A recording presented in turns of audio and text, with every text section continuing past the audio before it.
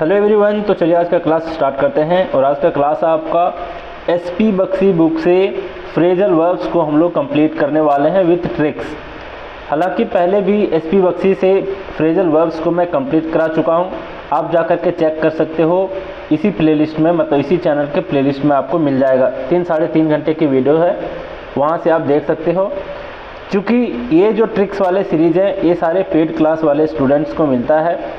तो अगर आप ज्वाइन करना चाहते हो पेड क्लास को, यानी कि प्रैक्टिस करके वहाँ पर ट्रिक्स के थ्रू सीखना चाहते हो वोकैबुलरी को, और डेली बेसिस पर प्रैक्टिस करना चाहते हो विथ टास्क एंड टेस्ट, मतलब डेली का आपको टारगेट दिया जाता है कि इतना आपको कंप्लीट करना है और इवनिंग तक आपको 5 बजे इवनिंग तक उसका टेस्ट लगाना है। टेस्ट के सारे क्वेश्चन जो होते हैं वो आपको उसी टास्क में से दिए जाते हैं, ठीक है। मतलब उस टास्क में जो भी वीडियोस आपको मिलता है देखने को, उसी टास्क में से सारे वर्ड्स होते हैं, सारे वोकैब्स होते हैं और सारे क्वेश्चन होते हैं आपके उस टेस्ट में। तो अगर आपको ज्वाइन करना है ये प्रैक्टिस बैच, तो आप मुझे इस व्हाट्सएप नंबर पर मैसेज करोगे, मैं आपको वहाँ पर बताऊँगा कि क्या क्या इसके फ़ायदे हैं, क्या इसको ज्वाइन करने का तरीका है। क्लियर। अब हम लोग चलते हैं यहाँ पर फ्रेजल वर्ब्स के ऊपर, ट्रिक्स के थ्रू देखने जा रहे हैं। ट्रिक्स हालांकि वैसा कुछ ज़्यादा आपको पता चल जाएगा कि ट्रिक्स है या फिर उसी में उसका मीनिंग निहित होता है, बस समझने की देर होती है। या फिर टीचर का काम होता है कि उस मीनिंग को आप ढूंढ करके निकालो उसी फ्रेजल वर्ब में से कि इसमें किस तरीके से अंतर्निहित है इसमें उसका मीनिंग, ये आपको बताना एक टीचर का काम होता है और वही मैं यहाँ पर करने वाला होता हूँ।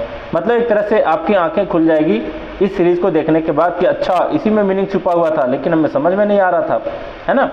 तो ज़रा बात करते हैं। देखो, एक डाउट स्टूडेंट को रहता है हमेशा कि फ्रेजल वर्ब्स जो होता है वो, और एक आपको पढ़ने को मिलता है फिक्स्ड प्रीपोजिशन, जिसका भी सीरीज़ मैं कंप्लीट करा चुका हूँ, प्लेलिस्ट में जा करके देख लेना। फिक्स्ड प्रीपोजिशन और फ्रेजल वर्ब्स में क्या अंतर होता है यह मैं आपको बता देता हूँ। फिक्स्ड प्रीपोजिशन कहने का मतलब होता है कि कुछ ऐसे वर्ड्स होते हैं जो जिस कॉन्टेक्स्ट में वो वर्ड आया रहता है, कॉन्टेक्स्ट यानी जिस सेंस पर आया रहता है, जिस संदर्भ में वो सेंटेंस आया रहता है, तो वहाँ पर उस संदर्भ में एक प्रीपोजिशन उसके साथ फिक्स होता है। वर्ड के साथ कुछ प्रीपोजिशन आपका फिक्स होता है। इसका ये मतलब हुआ कि फिक्स्ड प्रीपोजिशन को अगर आप पढ़ लोगे तो आपको सीधा सीधा उसका मीनिंग पता चल जाएगा। लेकिन फ्रेजल वर्ब्स होता है यहाँ पर जस्ट उल्टा। फ्रेजल वर्ब्स में उल्टा क्या होता है कि आप पढ़ोगे लेकिन उसका मीनिंग आपको समझ नहीं आएगा कि ये बताना क्या चाह रहा है। हालांकि फ्रेजल वर्ब्स में दोनों शब्द के मीनिंग आपको पता होंगे पहले से, लेकिन आप उसका कंप्लीट मीनिंग कुछ और ही निकलेगा। तो कैसे समझेंगे इस पूरे सीरीज में आप देखने वाले हो। ज़रा देखिए यहाँ पर क्या है कि फिक्स्ड प्रीपोजिशन में मतलब आप मीनिंग देख करके समझ जाओगे कि इसका क्या होता है, लेकिन फ्रेजल वर्ब्स में मीनिंग नहीं समझ पाओगे। और वही समझाने के लिए इस सीरीज़ को मैं लाया हूँ, जिसको बोल रहा हूँ कि फ्रेजल वर्ब्स विथ ट्रिक्स। जैसे एग्जांपल के तौर पर मैं बताऊँ, मैं बोलूँ कि एक फिक्स्ड प्रीपोजिशन है अग्री विथ, है ना, अग्री विथ है। इसका मतलब क्या हुआ कि आप किसी से अग्री कर रहे हो, है ना, उससे सहमत हो रहे हो। तो अग्री का मतलब सहमत होना है, विथ का मतलब किसी व्यक्ति के साथ, तो किसी व्यक्ति के साथ आप अग्री हो रहे हो, तो ये तो स्पष्ट मीनिंग दे रहा है। लेकिन वहीं पर अगर फ्रेजल वर्ब्स की मैं बातें करूं तो वहां पर थोड़ा सा डिफिकल्ट हो जाता है बताना, है ना। जैसे यहाँ पर क्या है, मैं फ्रेजल वर्ब का एक एग्जांपल लेता हूँ। मान लो पहला ही एग्जांपल ले लेता हूँ यहाँ पर, अकाउंट फॉर। अकाउंट का मतलब होता है हिसाब किताब, है ना, और फॉर का मतलब के लिए। तो हिसाब किताब के लिए क्या समझे, इसका तो मीनिंग ही अलग है, जवाबदेही होना, उत्तरदायी होना, है ना, उसका कारण आपको बताना है। तो ये सारे इसके मीनिंग अलग हो जाते हैं। लेकिन कैसे होते हैं ये मैं आपको ट्रिक समझाने के लिए आया हूँ। ट्रिक इन द सेंस कि मीनिंग उसी में होगा, बस आपको समझने की देर है। जो चीज़ आप नहीं समझ पाते फ्रेजल वर्ब्स को देख करके, वो मैं समझाने के लिए सीरीज़ को लाया हूँ। चलिए अब आगे बढ़ते हैं। मीनिंग यहाँ तक क्लियर है कि फिक्स प्रीपोजिशन कहने का मतलब है कि जो भी फिक्स प्रीपोजिशन होता है उसका मीनिंग आप कुछ ना कुछ गेस कर लोगे, मतलब स्पष्ट रूप से आप बता सकते हो कि इसका मीनिंग क्या होगा। लेकिन फ्रेजल वर्ब्स को देख करके आप डायरेक्टली नहीं बता सकते कि इसका मीनिंग क्या होगा। लेकिन आज के बाद आप डायरेक्टली बता भी सकते हो फ्रेजल वर्ब्स का मीनिंग। क्यों? क्योंकि मैं उसी तरीके को आपको बताने वाला हूँ ताकि आप उसका मीनिंग को आसानी से कैच कर पाओ, ठीक है। लेकिन हमेशा की तरह आज भी बोलूँगा कि चाहे मैं कोई भी ट्रिक्स बताऊँ, चाहे फिर कोई भी सीरीज पढ़ाऊँ, revision is the key mantra of success. आपको क्या करना है, रिवीजन करना है, कंपलसरी है। रिवीजन नहीं करोगे आप ट्रिक्स को भी भूल जाओगे, इसलिए रिवीजन मस्ट है। हाँ, ये हो सकता है कि ट्रिक्स वाले सीरीज को आपको कम बार रिवीजन करने की आवश्यकता पड़े। अभी बारिश का मौसम है, बाहर बारिश हो रही है, पूरा एकदम दिन भर बारिश लगी हुई है, तो उसका साउंड आपको देखने को सुनने को मिल रहा होगा, तो आप थोड़ा सा मेरे साथ बेयर करना, ठीक है, बर्दाश्त कर लेना कुछ देर के लिए। अब जरा देखिए, फर्स्ट जो है यहाँ पर फ्रेजल वर्ब वो क्या दे रखा है, यहाँ पर अकाउंट फॉर। अकाउंट फॉर का मतलब होता है, लास्ट में मैं रिकैप कराऊंगा, ठीक है, रिकैप मतलब जिसको मान लिया जाए ट्रिक्स देखा हुआ हो गया, अब फिर ट्रिक्स नहीं देखना है तो आप लास्ट में देख लेना 5-10 मिनट, तो वहाँ से आप रिकैप कर पाओगे, रिवाइज कर पाओगे, ठीक है।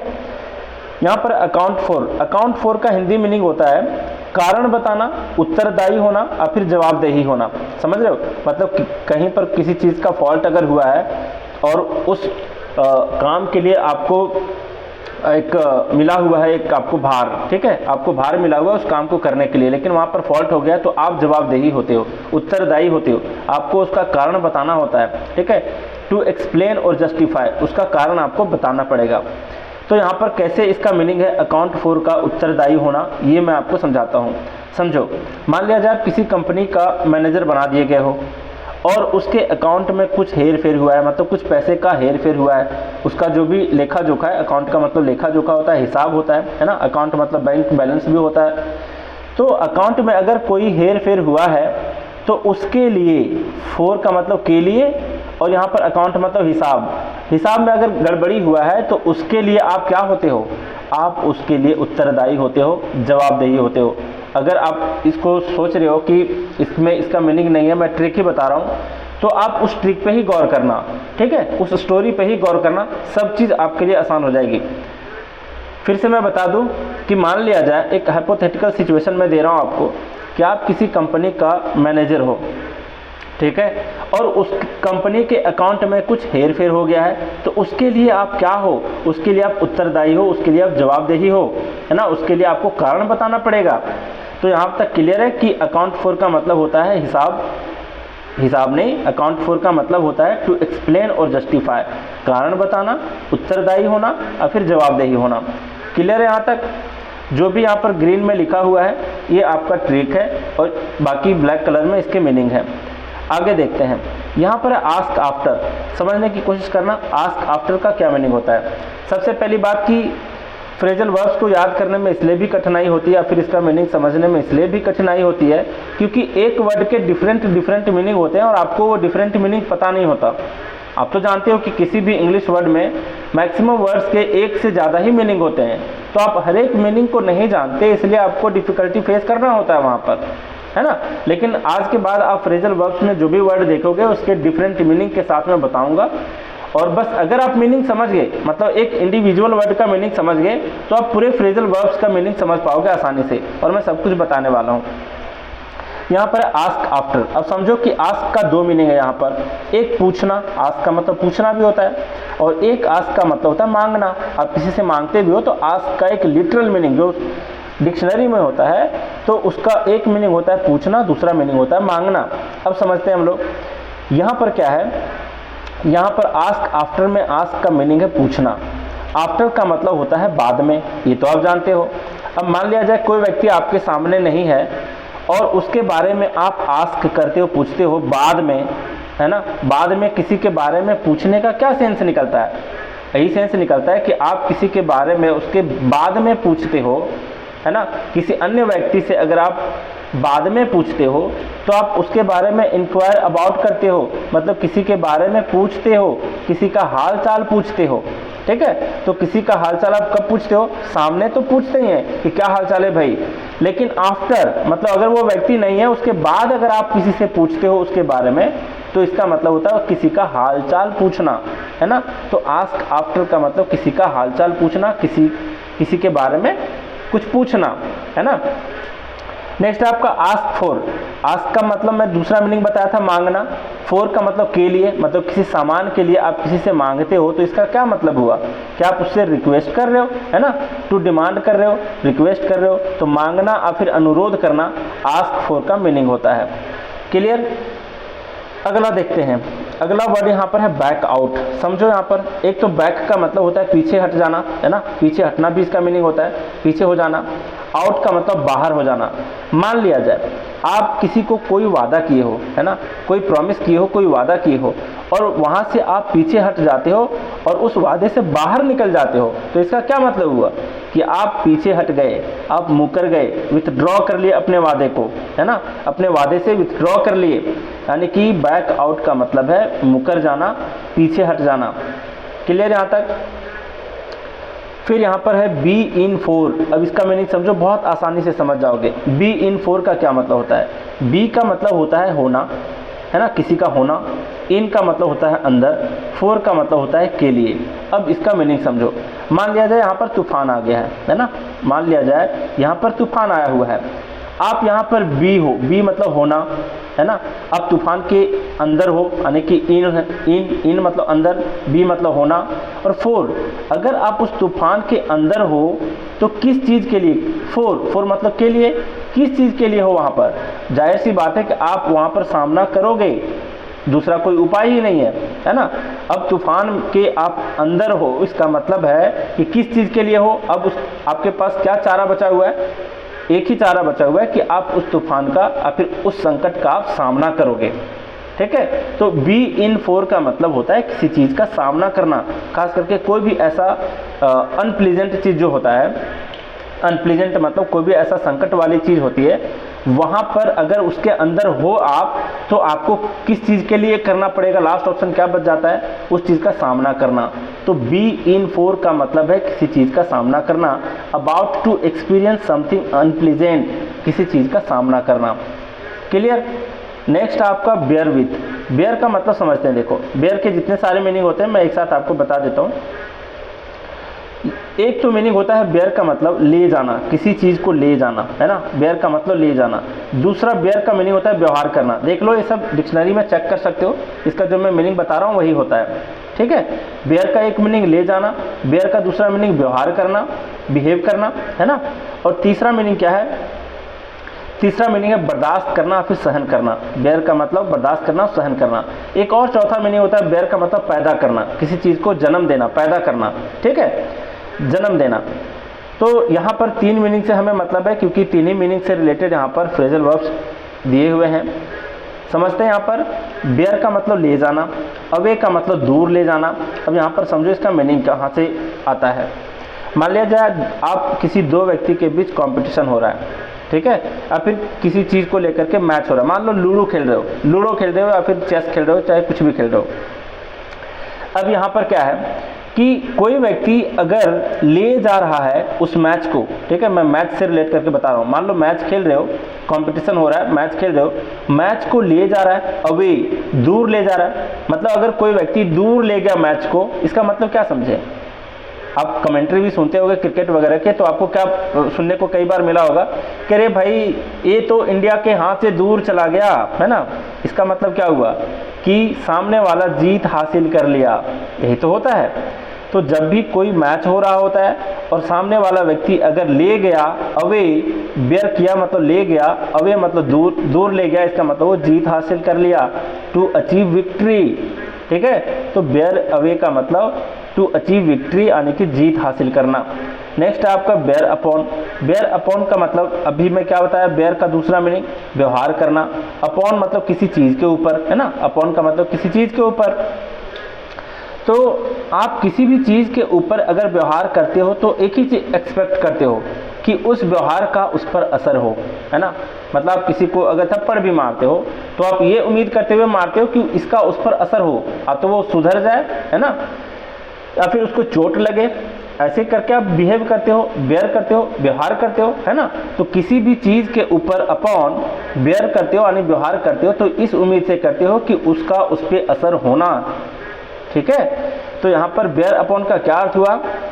बेयर अपॉन का यहाँ पर अर्थ होता है, एक सेकेंड, काफ़ी मैसेज आ रहे हैं तो मैं इसको बंद कर देता हूँ, फ्लाइट मोड में कर लेता हूँ। अब चलते हैं आगे। क्या है यहाँ पर? Bear upon. तो बेयर का मतलब दूसरा मीनिंग बताया व्यवहार करना, और अपॉन का मतलब किसी चीज़ के ऊपर। किसी चीज़ के ऊपर अगर व्यवहार करते हो तो इसका एक ही मीनिंग होता है, क्या, कि आप इस उम्मीद से व्यवहार करते हो कि उस चीज़ का मतलब हमारे बिहेवियर का उस चीज़ पर असर होना। तो यहाँ पर बेयर अपॉन का मतलब हो गया to have an influence on, किसी चीज़ का किसी चीज़ पे असर होना। तो बेयर अपॉन का मीनिंग ध्यान रखना, किसी चीज़ का किसी चीज़ के ऊपर असर होना। अब आगे बढ़ते हैं, यहाँ पर बेयर विथ है। बेयर विथ का मतलब, बेयर का मतलब थर्ड मीनिंग बताया था बर्दाश्त करना या फिर सहन करना। विथ का मतलब किसी व्यक्ति के साथ। देखिए जब भी व्यक्ति के साथ आता है ना तो विथ का प्रयोग होता है, के साथ जब भी आता है किसी व्यक्ति के साथ तो विथ होता है। फिक्स्ड प्रीपोजिशन वाले अगर सीरीज आप फॉलो किए होगे तो वहाँ पर विथ और टू का मीनिंग मैं बताया हूँ। जैसे मैं बोलूँ अग्री टू, मतलब किसी चीज़ से आप अग्री कर रहे हो, किसी आइडिया से, किसी ओपिनियन से। लेकिन विथ है इसका मतलब किसी व्यक्ति से अग्री कर रहे हो। तो इसी तरीके से विथ जब भी आएगा तो समझना किसी व्यक्ति से रिलेटेड है यहाँ पर।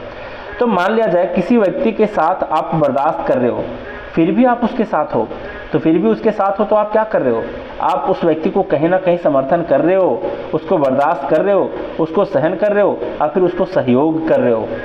समझ में आई बात। मान लीजिए आप अपने रूममेट के साथ बर्दाश्त कर रहे हो, इसका मतलब क्या है, आप उसको सह रहे हो, सहन कर रहे हो या फिर उसका समर्थन कर रहे हो। अगर समर्थन नहीं करते तो साथ में क्यों होते, है ना, बर्दाश्त क्यों करते, आप अलग हो जाते।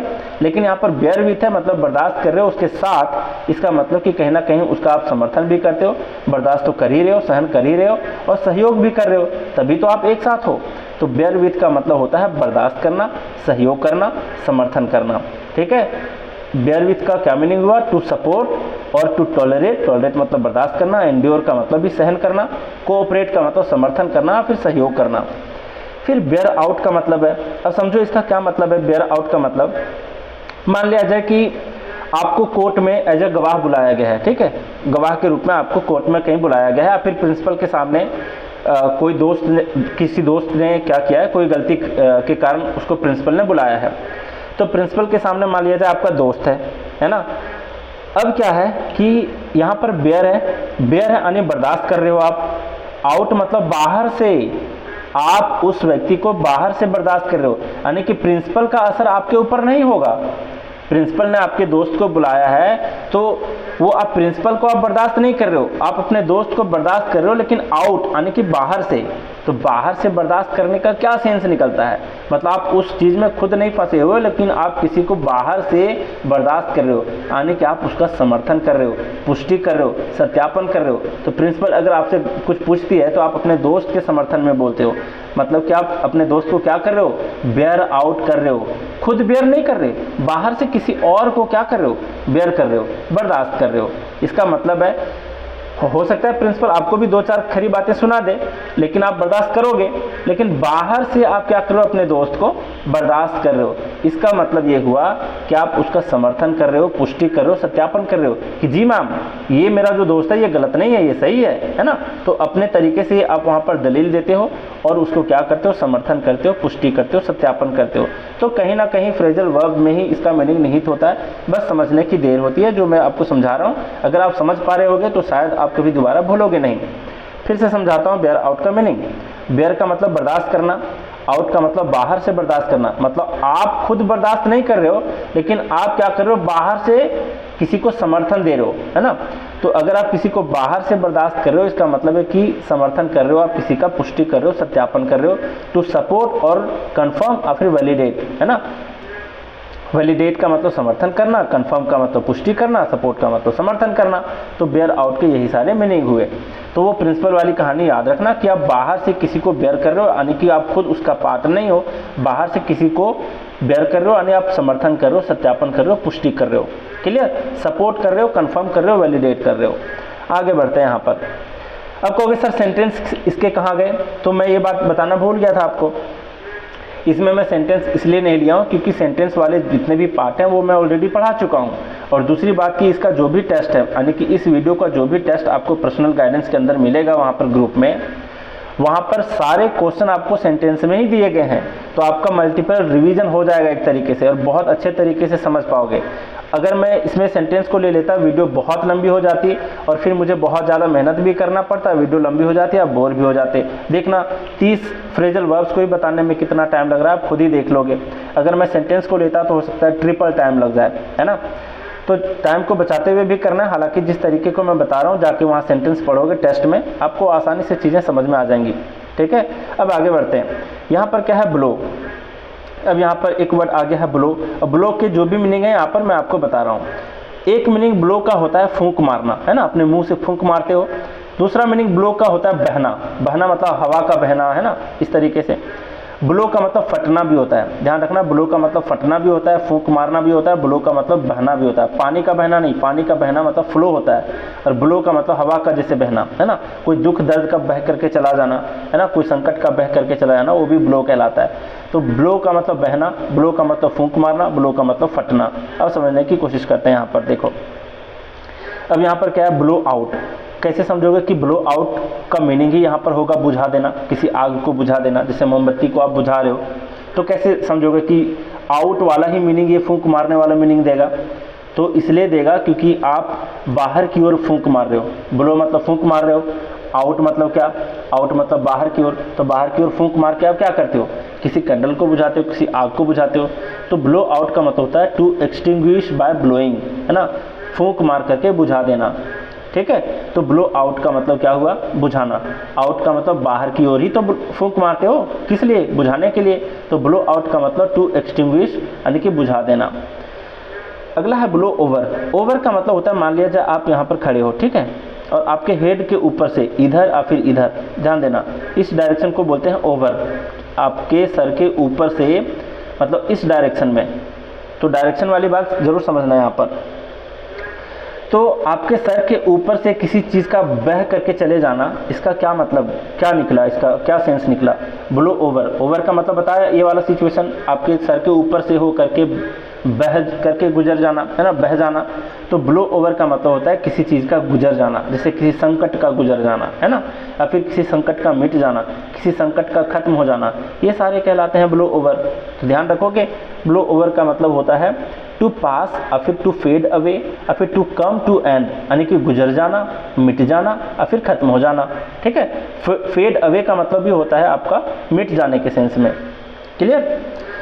फिर यहाँ पर क्या है, ब्लो अप। ब्लो अप का मतलब समझो, अब यहाँ पर डायरेक्शन समझना, यहाँ पर ओवर का डायरेक्शन समझाया था ऐसे, है ना, किसी चीज़ के ऊपर इस डायरेक्शन में, लेकिन अप का मतलब होता है नीचे से ऊपर जाना, क्लियर। तो ब्लो, ब्लो यानी कि फटना, है ना, फट रहा है मतलब अप। अप मतलब मान लिया जाए कोई बॉम्ब यहाँ पर फर्श पे यहाँ पर रखा हुआ है, और ये ऊपर की मतलब इस अप के डायरेक्शन में, अप के डायरेक्शन में अगर वो फट रहा है, इसका मतलब क्या हुआ, किसी चीज़ का एक्सप्लोजन होना, विस्फोट होना, फटना, ठीक है। तो ब्लो अप का मतलब क्या हुआ, ब्लो अप का मतलब हुआ टू एक्सप्लोड और बर्स्ट वायलेंटली, मतलब जोरों से विस्फोट करना या फिर फटना, क्लियर। यहाँ तक सारे मीनिंग ब्लो वाले। अब आगे बढ़ते हैं, यहाँ पर है ब्रेक डाउन। समझो ब्रेक का कितने सारे मीनिंग होते हैं आप समझोगे। एक तो टूटना होता है, दूसरा तोड़ना होता है, ठीक है, टूटना या फिर तोड़ना, समझते हैं एक एक करके। यहाँ पर है ब्रेक डाउन। मान लिया जाए आप कार से जा रहे हो, ठीक है, कार से जा रहे हो और कार वो आपका ब्रेक हो गया है ना, ब्रेक यानी कि टूट गया है। टूट जाने के बाद क्या होगा, वो नीचे खड़ा हो जाएगा, डाउन का मतलब नीचे, तो नीचे चला गया वो, मतलब उस कार का टूट जाने के बाद वो डाउन हो जाता है। यानी कि इससे क्या सेंस निकलता है, इसका ये सेंस निकलता है कि वो ठीक से काम करना बंद कर दिया। तो इसमें तो इसका मीनिंग नहीं था बिल्कुल स्पष्ट रूप से कि ब्रेक डाउन का मतलब टू स्टॉप फंक्शनिंग प्रॉपरली, ठीक से काम करना बंद कर देना। दूसरा इसका मीनिंग समझना, हो सकता है आप इसका मीनिंग आसानी से गेस कर पाए, है ना।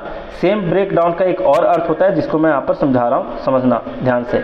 ब्रेक डाउन, ब्रेक डाउन का मतलब ब्रेक का मतलब टूटना। तो कोई ज़रूरी नहीं है कि कोई सामान का ही टूट जाना, किसी वस्तु का ही टूट जाना, है ना, किसी इंसान का भी टूट जाना ब्रेक कहलाता है ना। तो ब्रेक का मतलब ये हुआ कि किसी इंसान का टूट जाना मतलब वो इमोशनली फेल हो चुका है ना, अंदर से भावनात्मक रूप से क्या हुआ है, इमोशनली वो ब्रेक डाउन हो चुका है। तो ब्रेक का मतलब टूटना, मतलब कोई इंसान के संदर्भ में अगर ब्रेक डाउन कहा गया है, इसका मतलब वो अंदर से इमोशनली टूट चुका है। और डाउन का मतलब नीचे बैठ गया है। तो किसी व्यक्ति को देखो, इमेजिन करो कि कोई व्यक्ति इमोशनली जो ब्रेक डाउन हो जाता है वो क्या करता है, नीचे बैठ जाता है ज़मीन पर, गाल पे हाथ दोनों, है ना, दोनों गाल पे अपना हाथ रख करके रो रहा होता है, नीचे डाउन बैठ जाता है ना। तो ब्रेक, एक टूटा हुआ इंसान का डाउन हो जाना, समझ रहे हो, एक टूटा हुआ इंसान का डाउन हो जाना यानी कि नीचे बैठ जाना, एकदम गाल पे हाथ रख करके बैठ जाना। तो वो क्या, वो टूटा हुआ इंसान है, यानी इसका क्या सेंस निकला, इसका मतलब है कि वो इमोशनली कोलैप्स कर गया है, भावनात्मक रूप से टूट चुका है, क्लियर यहाँ तक। अब आगे देखते हैं ब्रेक इनटू का क्या मतलब होता है। समझो यहाँ पर ब्रेक का मतलब तोड़ देना, एक तो टूटना होता है, दूसरा तोड़ देना। अब इनटू मान लिया जाए कोई बिल्डिंग है, कोई बिल्डिंग के अंदर, इनटू मतलब अंदर, तोड़ करके कोई चला जाता है, तो क्या सेंस निकला, ब्रेक इनटू, है ना। इनटू यानी कि किसी घर में, किसी के संपत्ति में के अंदर, इनटू मतलब अंदर, ब्रेक मतलब तोड़कर, और तोड़ करके कोई किसी के संपत्ति में अंदर चला जाता है, तो इससे क्या पता चलता है कि वो चोरी कर रहा है ना। तो यहाँ पर क्या हुआ कि किसी इमारत या संपत्ति में जबरन यानी कि जबरदस्ती अवैध रूप से प्रवेश करना। क्लियर। टू फोर्सिबली मतलब जबरदस्ती, एंटर अ बिल्डिंग, एक बिल्डिंग में एंटर लेना, और फिर किसी के प्रॉपर्टी में इलीगली घुस जाना, तो ब्रेक इनटू कहलाता है। तो इसी तरीके से आपको बिल्डिंग वाला ध्यान में रखना है एग्जाम्पल कि इनटू मतलब अंदर, तोड़ करके चला जाना, इसका मतलब है कि किसी की इमारत या फिर संपत्ति में जबरदस्ती इलीगल तरीके से प्रवेश कर जाना ब्रेक इनटू कहलाता है, और ऐसा चोर वगैरह ही करते हैं। ठीक है। फिर ब्रेक ऑफ, तो ऑफ के कई सारे मीनिंग होते हैं, जिसमें से एक मीनिंग होता है दो भागों में बट जाना, है ना। ऑफ का मीनिंग होता है दो भागों में बट जाना, दूसरा मीनिंग होता है ऑफ का बंद कर देना, तो आगे भी देखेंगे। ठीक है, ऑफ का मीनिंग, तो यहाँ पर मीनिंग है दो भागों में बट जाना। ब्रेक का मतलब टूट जाना, तो कोई चीज़ टूट करके दो भागों में बट गया, तो जरूरी नहीं कि कोई सामान ही, कोई वस्तु ही टूट जाए दो भागों में, नहीं, कोई रिश्ता भी दो भागों में टूट जाता है। तो ब्रेक ऑफ का मतलब क्या हुआ, किसी रिश्ते या फिर बातचीत को अचानक समाप्त करना। ठीक है। टू एंड रिलेशनशिप और कम्युनिकेशन अब्रप्टली, अब्रप्टली मतलब अचानक।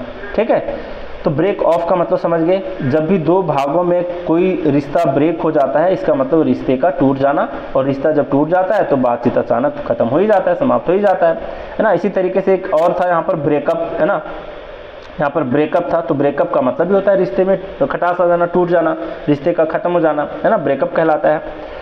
ब्रेकअप को इसलिए नहीं लिया हूँ क्योंकि ये आम शब्द है, कॉमन वर्ड है, हर किसी को आता है, इसलिए इसको यहाँ पर मैं नहीं लिया हूँ। लेकिन अच्छा, एक और बात मुझे बतानी थी यहाँ पर कि जो ये मैं फ्रेजल वर्ब्स लिया हूँ एसपी बख्शी बुक से, हो सकता है सीक्वेंस में एक दो ऊपर नीचे हो जाए, तो आप चिंता मत करना। क्यों? क्योंकि कई बार क्या होता है कि जैसे कि किसी एक ही नंबर पे एक कोई फ्रेजल वर्ब दिया है, वहाँ पर सेम ब्रैकेट में दो मीनिंग दे रखे हैं, तो मैं उन दोनों मीनिंग को अलग अलग करके यहाँ पर लिया हूँ। तो हो सकता है मैं एक दो ज़्यादा बता दिया हूँ, और फिर कई बार हो सकता है कि एक दो स्किप कर दिया हूँ जो बहुत आसान है, जैसे यहाँ पर ब्रेकअप को मैंने स्किप कर दिया। ठीक है। तो ब्रेकअप तो जानते हो, ब्रेक ऑफ हो सकता है आपसे कन्फ्यूजन हुआ होगा, तो आप यहाँ पर समझ गए कि ब्रेक ऑफ का क्या मीनिंग होता है। हालांकि आप टास्क एंड टेस्ट करोगे तो सिर्फ यही वाला वीडियो देखना है, पुराने वाले वीडियो आपको नहीं देखने हैं, और अगर मन करे तो वो भी देख सकते हो। यहाँ पर बात करते हैं आगे, ब्रेक आउट। अब इसका मीनिंग समझो, ब्रेक आउट इसका मतलब है टूटना, और आउट का मतलब बाहर की ओर। और समझो इसका क्या मतलब हुआ, इसका मतलब क्या हुआ ब्रेक आउट का मतलब। एक हाइपोथेटिकल सिचुएशन लेते हैं हम लोग, मान लिया जाए कि कोरोना के ऊपर वहाँ पर क्या किया जा रहा था, वायरस के ऊपर रिसर्च किया जा रहा था चाइना में, है ना। अब चाइना में रिसर्च किया जा रहा था, मान लो कि कोई डब्बा है ना, कोई डब्बा है यहाँ पर, कोई डब्बा है यहाँ पर, इसमें कोरोना वायरस को भर करके रखा गया है ना, कोरोना वायरस को यहाँ पर भर करके रखा गया है। अब ये डब्बा अचानक गलती से टूट जाता है, ब्रेक हो जाता है, और ये सारे कोरोना वायरस कहाँ चले जाते हैं, आउट, बाहर चले जाते हैं, है ना। तो किसी महामारी का बाहर चला आना, है ना, किसी चीज़ का तोड़ करके, समझ लो बात को। यही सिचुएशन को याद रखना कि कोरोना मान लिया जाए एक डब्बा में बंद था, अचानक ये डब्बा ब्रेक कर जाता है और ये सारे आउट चले जाते हैं, यानी कि अचानक वो महामारी फैल जाता है। तो किसी महामारी का अचानक शुरू हो जाना, फैल जाना, किसी वॉर के संदर्भ में भी, किसी दंगे के संदर्भ में भी, किसी हिंसा के संदर्भ में भी एक चीज़ आता है। ठीक है। तो इस तरीके को ध्यान में रखना कि जब भी कोई चीज़ टूट करके बाहर आ जाता है, तो या तो कोरोना बाहर आ जाता है, मतलब महामारी का बाहर फैल जाना, या फिर किसी वॉर का बाहर फैल जाना, किसी युद्ध का बाहर फैल जाना, है ना, या फिर कोई हिंसा का, फिर कोई उपद्रव होता है, या फिर कोई राइट होता है, जैसे कि आपका दंगा होता है। तो ये सब चीज़ का भी अचानक जो शुरू हो जाना होता है, बाहर आ जाना होता है, ये भी आपका कहलाता है ब्रेक आउट। तो इस हाइपोथेटिकल सिचुएशन को याद रखोगे तो ब्रेक आउट का मीनिंग आप कभी नहीं भूलोगे। क्लियर? Break out. तो ब्रेक आउट का मतलब क्या होता है, टू स्टार्ट सडनली और बिकम वायलेंट, अचानक शुरू होना और हिंसक हो जाना। तो ये सब कौन कौन से सिचुएशन में आता है, किसी बीमारी के भी सिचुएशन में आता है, अचानक फैलने के सेंस में, या फिर किसी हिंसा, कोई दंगा, कोई वॉर, ये सारे चीज़ के सेंस में आता है, अचानक शुरू होने के सेंस में, या फिर हिंसा होने के सेंस में। ठीक ठीक है, तो ब्रेक आउट का मीनिंग आप समझ गए। नेक्स्ट आपका ब्रेक थ्रू। तो ब्रेक हो सकता है दोनों के बीच में गैप हो, और फिर कई बार इसको इकट्ठे ऐसे ही लिया जाता है ब्रेक थ्रू को। तो समझते हैं यहाँ पर ब्रेक का मीनिंग टूटना होता है। दूसरा यहाँ पर होता है किसी के माध्यम से। थ्रू का मतलब क्या होता है, किसी के द्वारा या फिर किसी के माध्यम से। अब समझो यहाँ पर क्या हुआ कि मान लिया जाए एक बहुत ही पुराना बिल्डिंग है, ठीक है, बहुत ही उसको छोड़ दिया गया है। यहाँ भी हम लोग हाइपोथेटिकल सिचुएशन लेंगे। यहाँ पर क्या है कि किसी पुराने बिल्डिंग में, मतलब कोई बहुत ही पुराना बिल्डिंग रहा होगा या फिर हवेली रहा होगा जिसमें एक कमरा रहा होगा, और उस कमरे में बहुत बड़ा कुछ क्या बोलते हैं, हीरे जवाहरात रहे होंगे, है ना, कोई संदूक में। अब वहाँ पर क्या होता है कि किसी के द्वारा, मतलब किसी के माध्यम से, मान लिया जाए कोई पर्सन आप हो और आपके द्वारा उस दीवार को तोड़ा गया है, वहाँ से सारा चीज़ को क्या किया गया है, पा लिया गया है एक तरह से, है ना, उसकी खोज कर ली गई है। तो यहाँ पर आप ध्यान में रखोगे कि ब्रेक थ्रू का मतलब है, ब्रेक मतलब आप तोड़ करके आपके थ्रू उस चीज़ को तोड़ा गया, है ना, आपके थ्रू उस चीज़ को तोड़ा गया। इसका मतलब क्या हुआ कि आप किसी महत्वपूर्ण खोज कर लिए हो, है ना, और फिर बहुत ही ज़्यादा आप उन्नति कर लिए हो अचानक। फिर क्या होता है, किसी अचानक अचीवमेंट को भी बोला जाता है कि आपने ब्रेक थ्रू कर लिया। तो आपके थ्रू ब्रेक हो चुका है, टूट चुका है, यानी कि उस चीज़ को आप हासिल कर लिए हो। तो ये सारे कंडीशन ध्यान में रखना। फिर से एक बार रिपीट कर देता हूँ। ब्रेक का मतलब तोड़ना, थ्रू का मतलब आपके द्वारा। तो आपके द्वारा किसी चीज़ का तोड़ा जाना, तो वही हवेली वाली स्टोरी याद रखना कि हवेली में एक कमरा था, उसके अंदर बहुत ज़्यादा हीरे जवाहरात थे। तो आपके द्वारा जब उस दीवार को तोड़ा गया तो क्या पाया गया, कोई महत्वपूर्ण खोज किया गया, है ना। आप फिर जो जाहिर सी बात है कुछ अच्छी चीज़ आपको मिलेगी तो आपका उन्नति होगा, है ना। तो ब्रेक थ्रू का मतलब उन्नति होना, प्रगति होना, फिर किसी महत्वपूर्ण खोज का कर लिया जाना। आगे बढ़ते हैं यहाँ पर ब्रिंग अबाउट। ब्रिंग का मतलब लाना होता है, ठीक है, ब्रिंग का मतलब लाना होता है। अबाउट का मतलब लगभग।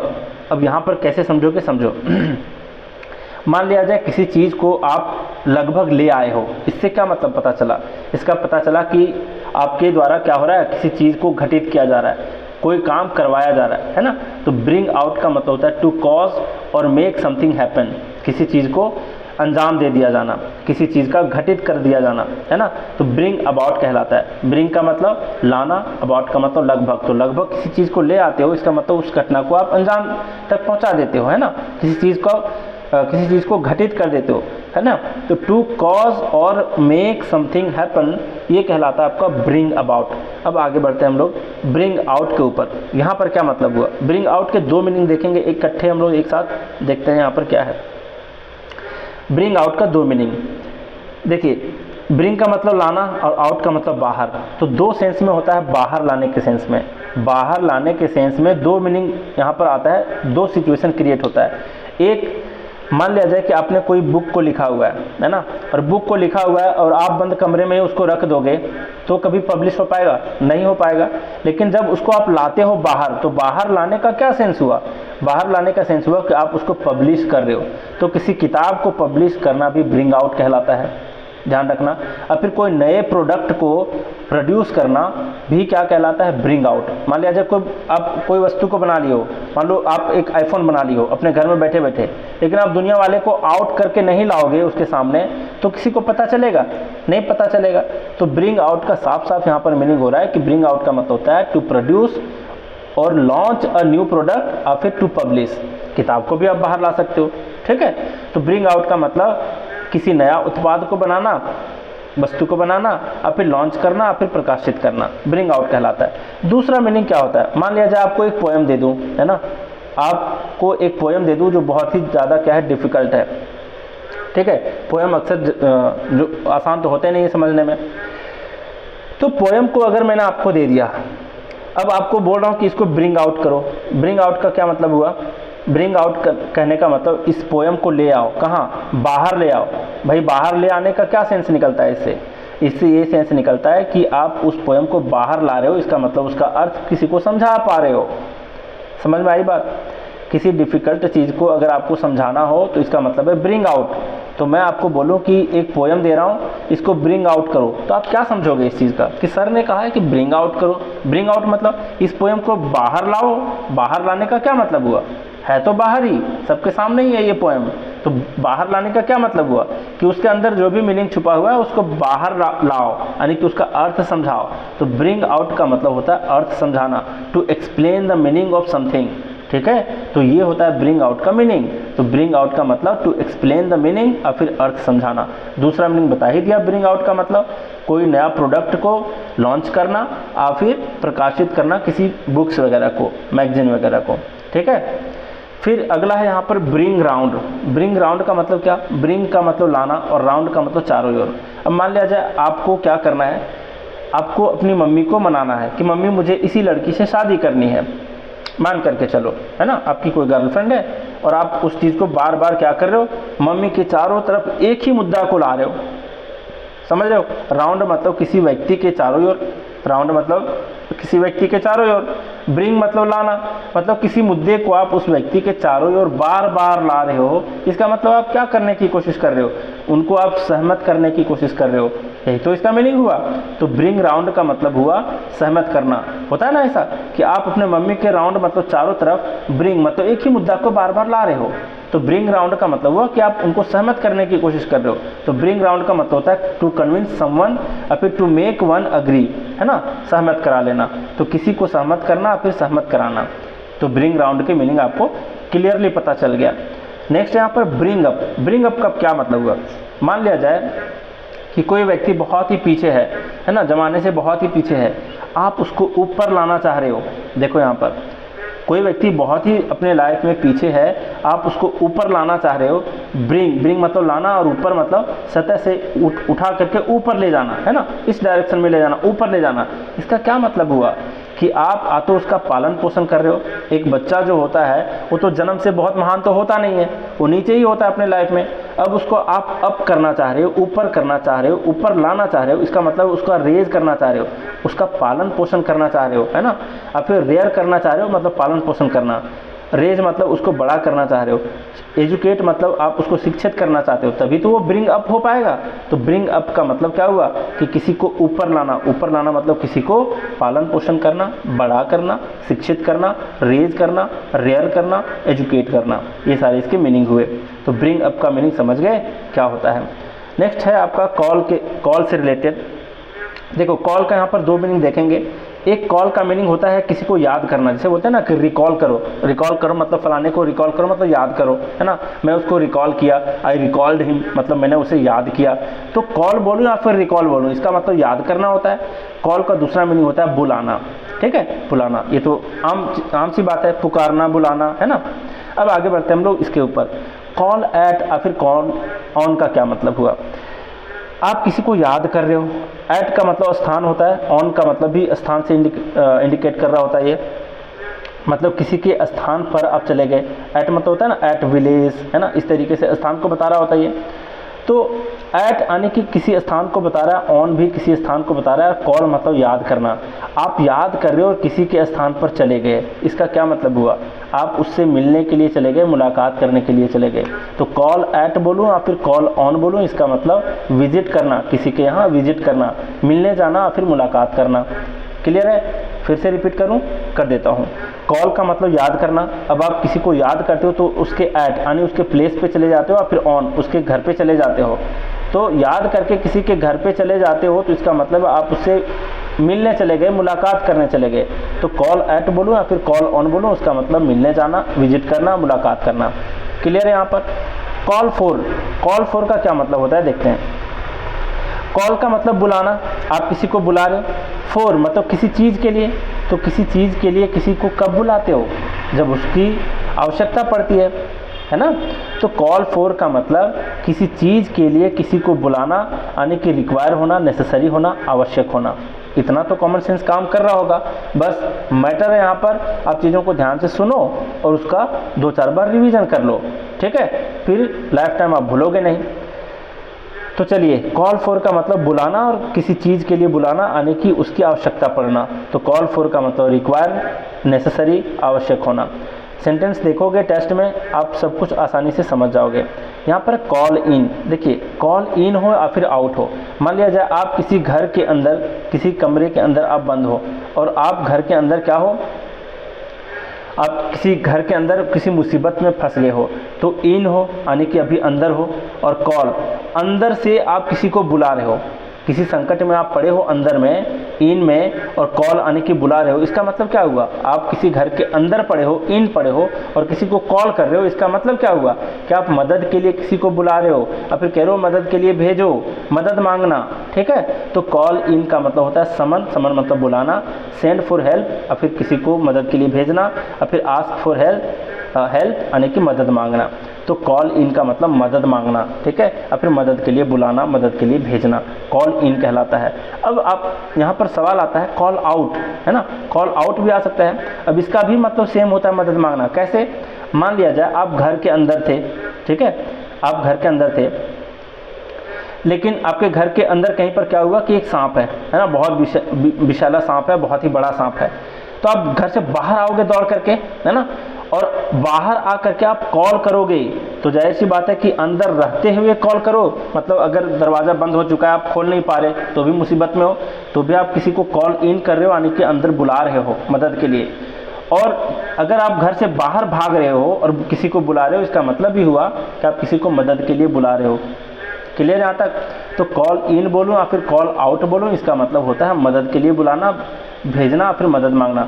समन और सेंड फॉर हेल्प और आस्क फॉर हेल्प। तो कॉल इन और कॉल आउट का मतलब समझ गए। नेक्स्ट यहाँ पर कॉल ऑफ। कॉल ऑफ का मतलब क्या है, देखो, एक तो ऑफ का मतलब मैं बताया था दो भागों में बट जाना, ठीक है। ब्रेक ऑफ जो बताया था, तो दो भाग में जब भी कोई रिश्ता ब्रेक हो जाता है तो वो रिश्ते का बट जाना होता है। लेकिन यहाँ पर ऑफ का मतलब क्या हुआ, ऑफ का मतलब है यहाँ पर बंद करना, दूसरा मीनिंग बताया था उसी टाइम। तो ऑफ का मतलब बंद करना, जैसे कहते हैं ना कि स्विच ऑफ करो, मतलब उसको बंद करो। कॉल का मतलब बुलाना, तो बुलाते हो किसी व्यक्ति को, है ना, और फिर मान लिया जाए आप किसी कंपनी के मालिक हो और फिर मैनेजर हो, आप अपने एम्प्लॉय को क्या करते हो, बुलाते हो, कॉल करते हो ऑफ करने के लिए यानी बंद करने के लिए। तो बंद करने के लिए क्यों बुलाते हो, कोई काम को बंद करने के लिए बुलाओगे क्यों, इससे क्या पता चलता है, कॉल ऑफ, बुलाना, ऑफ, बंद करने के लिए, किसी चीज़ को बंद करने के लिए। इसका मतलब ये हुआ कि कैंसिल करने के लिए, वो काम कैंसिल करो, सस्पेंड करो, रद्द कर दो, ठीक है। तो कॉल ऑफ का मतलब कैंसिल करना, सस्पेंड करना, रद्द करना। फिर आपका कॉल अप। अब देखो कॉल अप का क्या मतलब है, कॉल अप का क्या मतलब हुआ, एक यहाँ पर भी हाइपोथेटिकल सिचुएशन देखेंगे हम लोग।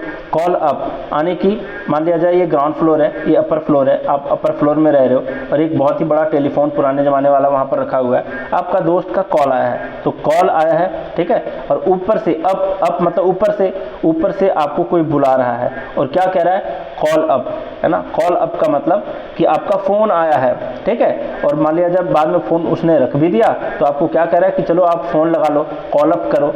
तो इस तरीके से आपको एक स्टोरी के थ्रू ध्यान में रखना है कि कॉल अप, अच्छा कोई कॉल कर रहा है मतलब मुझे किसी ने बुलाया, अब ऊपर बुलाया, मतलब आपके पिताजी मान लिया जाए ऊपर से बुलाते हैं और आपको क्या कहते हैं कि फ़ोन लगाओ, है ना, अभी फ़ोन आया था, फ़ोन उसने रख दिया, अब फ़ोन लगाओ।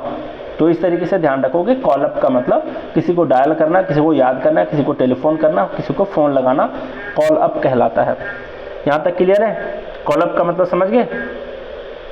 नेक्स्ट यहाँ पर क्या है, वैसे भी देखो एक चीज़ और मैं आपको बताता हूँ, इस पर एक चीज़ और ध्यान रख सकते हो। मान लीजिए आप पॉकेट में अपना फ़ोन रखते हो, तो जब भी आपके पास कॉल आता है तो आप उस फ़ोन को कहाँ निकाल करके कहाँ ले जाते हो, क्या करते हो, अप करते हो, अप आने की ऊपर करते हो, ऊपर मतलब कान के तरफ लाते हो, है ना, तो कान के तरफ इस डायरेक्शन में लाते हो, अप करते हो। तो कॉल अप का मतलब भी समझ सकते हो कि किसी को फ़ोन लगा रहे हो, क्लियर। अब फिर फ़ोन पर बात कर रहे हो तो कॉल अप का मतलब डायल करना, टेलीफोन करना, फ़ोन करना, क्लियर यहाँ तक।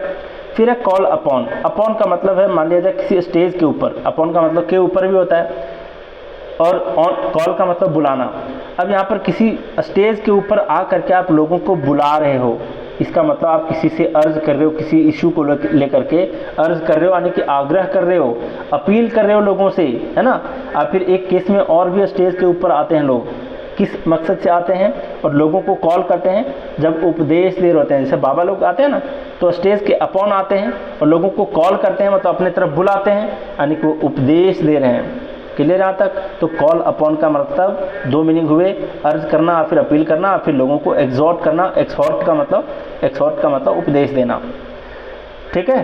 फिर से समझो इसको, कॉल अपॉन, अपॉन का मतलब स्टेज के ऊपर, कॉल का मतलब बुलाना, आप स्टेज के ऊपर चढ़ करके लोगों को बुला रहे हो तो किसी चीज़ के लिए अपील करने के लिए बुला रहे हो, या फिर आप लोगों को उपदेश देने के लिए बुला रहे हो। मतलब कोई बाबा स्टेज के ऊपर आकर के लोगों को कॉल कर रहा है आने की, अपने तरफ बुला रहा है, इसका मतलब वो उपदेश देना चाह रहे हैं। तो कॉल अपॉन का मतलब क्या हुआ?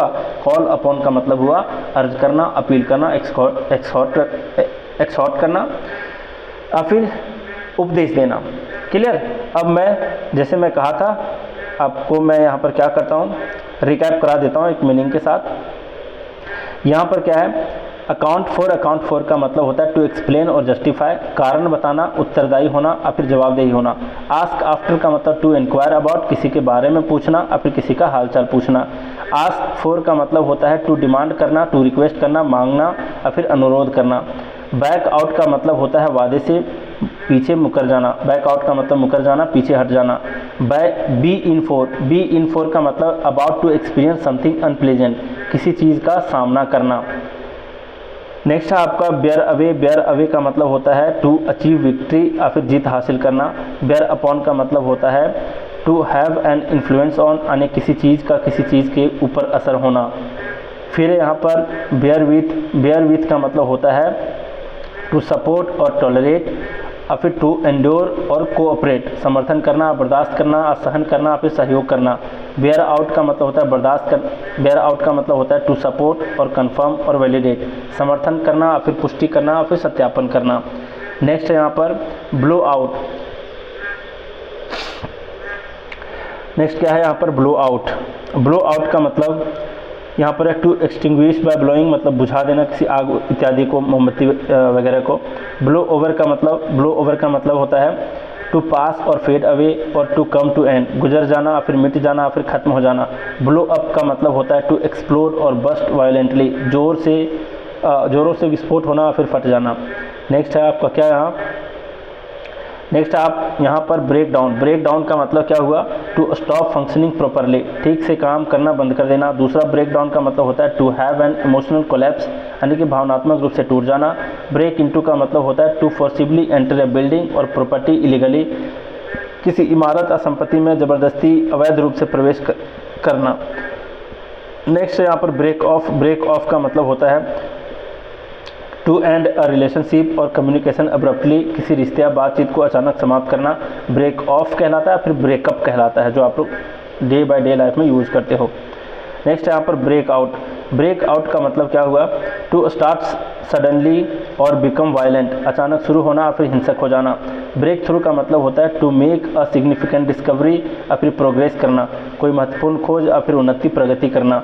ब्रिंग आउट का मतलब यहाँ पर देखते हैं दो मीनिंग, ब्रिंग अबाउट का मतलब टू कॉज और मेक समथिंग हैपन, किसी चीज़ को घटित कराना फिर करवाना।